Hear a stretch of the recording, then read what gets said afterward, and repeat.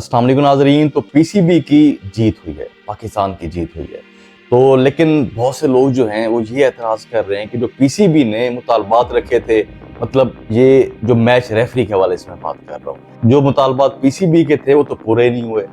तो मैं किस तरीके से कह रहा हूँ कि उनकी जीत हुई है, तो मैं आपको इस वीडियो के अंदर बताता हूँ कि किस तरीके से पीसीबी की जीत हुई है। इसके अलावा पाकिस्तान और भारत उनका दोबारा से टाकरा होने जा रहा है और इन दोनों में से इस दफ़ा कौन मजबूत है, ये भी इस वीडियो के अंदर बात करेंगे। तो पहले बात करते हैं जिस तरीके से पीसीबी ने आईसीसी को टफ टाइम दिया।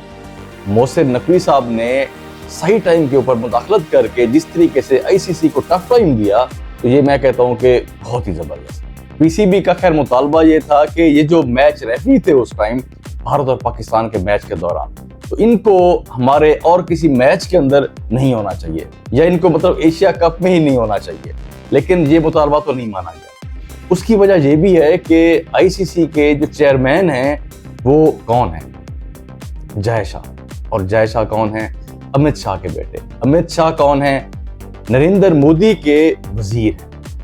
अब ये पूरा कनेक्शन आप देखें, उसके बावजूद भी पीसीबी ने टफ टाइम दिया आईसीसी को, और वो जो रेफरी थे उस टाइम वो मजबूर होकर उन्होंने माफी मांगी। तो मेरे ख्याल से ये भी पीसीबी की जीत है। ये कोई हल नहीं था कि पाकिस्तान जो है वो मैच ही ना खेलता, एशिया कप को छोड़ के चला जाता, तो ये भी मेरे ख्याल से हल नहीं था।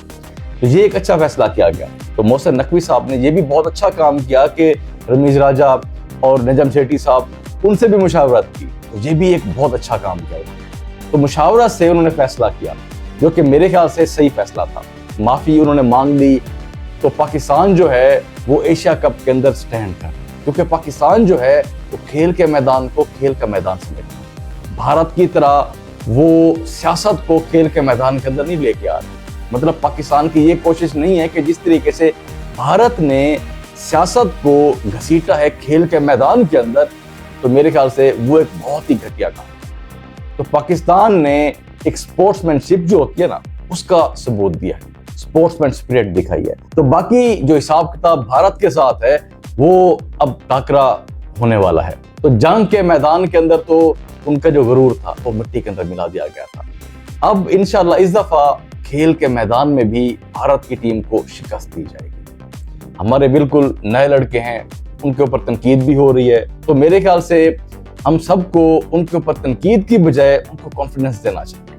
ठीक है, नए लड़के हैं, गलतियां कर रहे हैं, लेकिन मेरे ख्याल से इस टाइम सपोर्ट करना चाहिए। और इंशाल्लाह ये लड़के जो है ना, इस दफा भारत को हराएंगे।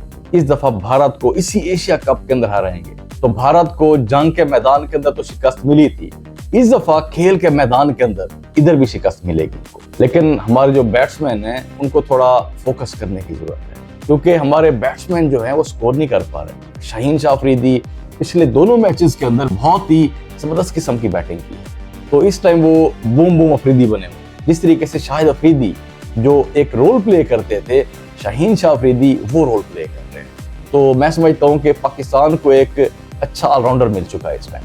लेकिन जिनका काम है खास तौर पे वो अपना काम नहीं कर रहे, इसलिए उनको तवज्जो देने की जरूरत है।